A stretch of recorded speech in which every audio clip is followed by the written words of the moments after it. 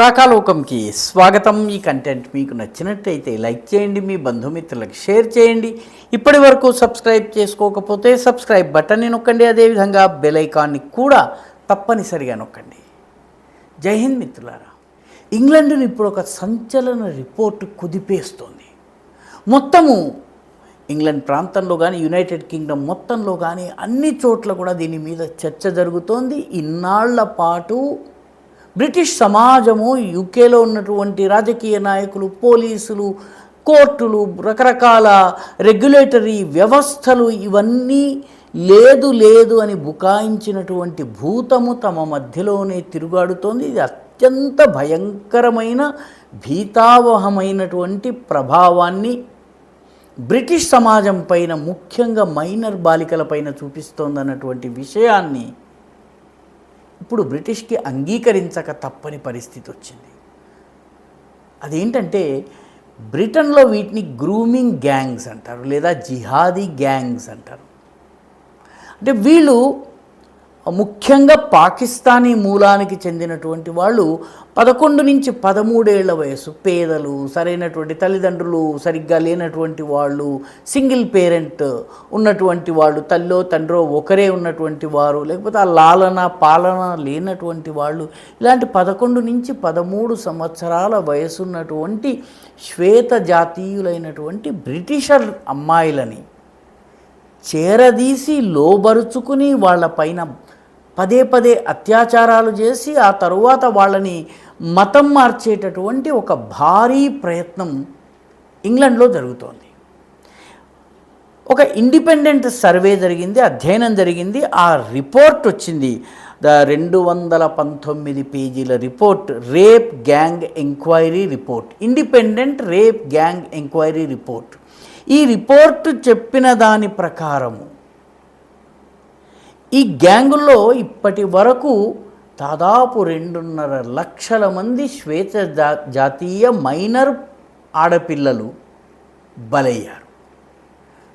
మతం మార్చడం జరిగింది, వాళ్ళపైన పదే అత్యాచారాలు చేయటం జరిగింది, వాళ్ళని చాలా వికృతమైనటువంటి చేష్టలకు గురి చేయటం జరిగింది.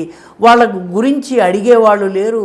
చాలా సందర్భాల్లో వాళ్ళను రక్షించడానికి బదులు అక్కడ ఉన్నటువంటి ప్రభుత్వ వ్యవస్థలు, కుహనా సెక్యులరిజం అక్కడ కూడా ఎక్కువగా ఉంది. ఎందుకంటే ఇస్లామోఫోబియా అనేటటువంటి ముద్ర పడకుండా ఉండాలని పోలీసులు కానీ, లా ఎన్ఫోర్సింగ్ ఏజెన్సీలు కానీ, కోర్టులు కానీ, రాజకీయ నాయకులు కానీ ప్రయత్నిస్తారు. కొన్ని చోట్ల ఓట్ల బ్యాంకు కోసం మౌనంగా ఉన్నారు.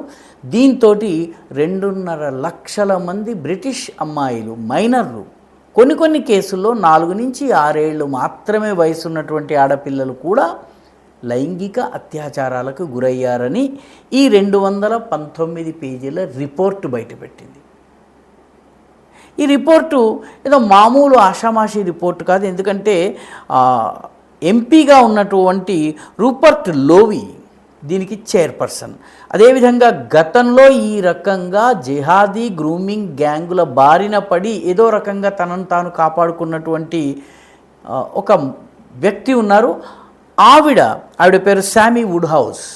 ఆమె ముఖ్యంగా ఈ జిహాదీ గ్యాంగులు, గ్రూమింగ్ గ్యాంగులకు వ్యతిరేకంగా పోరాడుతున్నారు. ఆమె ఈ కమిటీలో సభ్యురాలు. అదేవిధంగా ఎంపీలు, బ్రిటిష్ ఎంపీలు అయినటువంటి ఎస్థర్ మెక్వే, నిక్ టిమోథీ అండ్ కార్లా లాక్హార్ట్, వీళ్ళు దీనిలో మెంబర్లుగా ఉన్నారు. వీళ్ళు దాదాపు 149 జిల్లా అధికారులను, జిల్లా స్థాయి అధికార యంత్రాంగంతో మాట్లాడారు. అదేవిధంగా మొత్తము 50% ఇంగ్లాండ్లో వీళ్ళు పర్యటనలు చేసి ఈ రిపోర్ట్ తీసుకొచ్చారు. ఈ రిపోర్టు ప్రకారం ఒక 2019లోనే 19,000 మంది ఆడపిల్లలు, మైనర్ పిల్లలు జిహాదీ అత్యాచారాలకు గురయ్యారని చెప్పి రిపోర్టు చెప్పింది.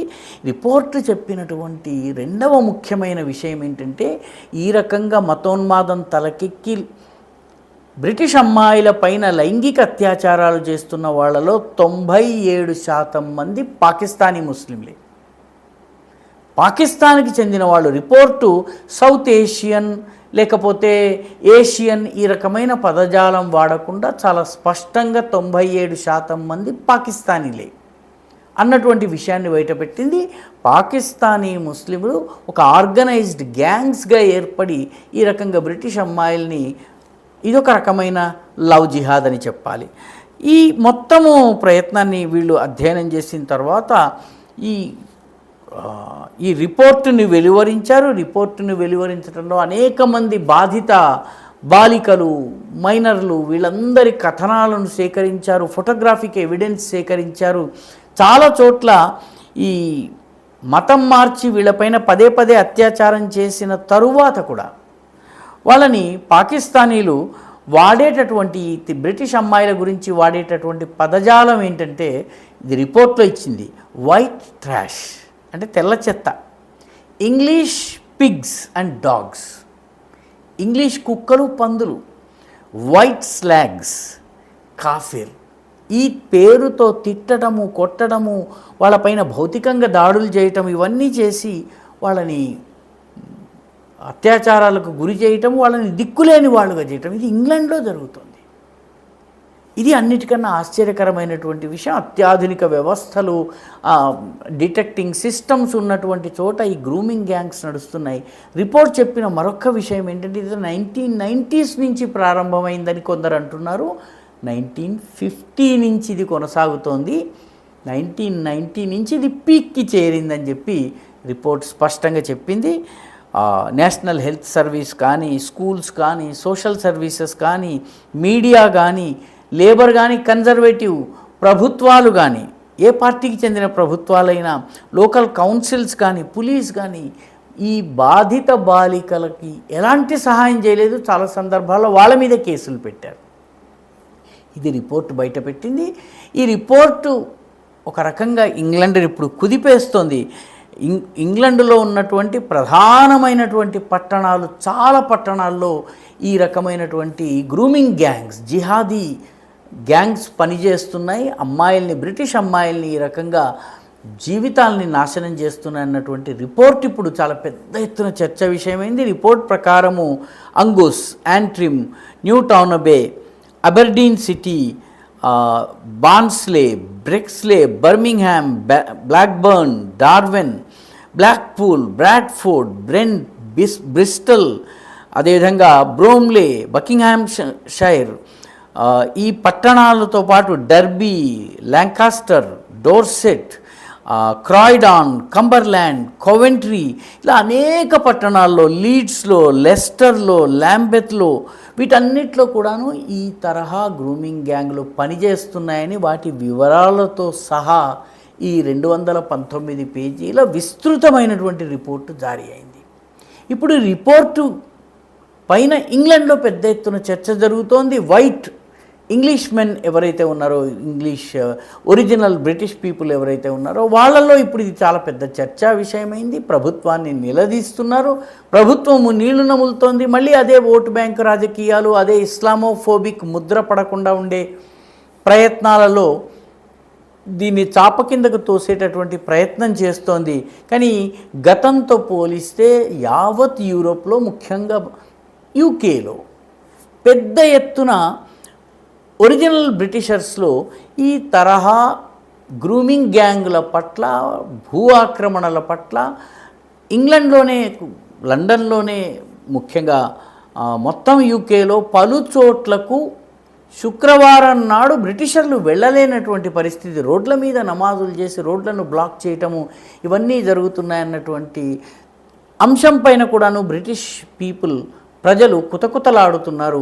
ఇప్పుడు తాజాగా ఈ రిపోర్టు కూడాను వాళ్ళని ఒక రకంగా షాక్కి గురి చేసింది. దానిపైన ఇప్పుడు చాలా పెద్ద ఎత్తున చర్చ జరుగుతోంది. ఈ వీడియో మీకు నచ్చినట్టయితే లైక్ చేయండి, షేర్ చేయండి, ఈ ఛానల్కు సబ్స్క్రైబ్ చేయండి. మీ అభిప్రాయాన్ని కమెంట్ల రూపంలో తప్పనిసరిగా పంపించండి.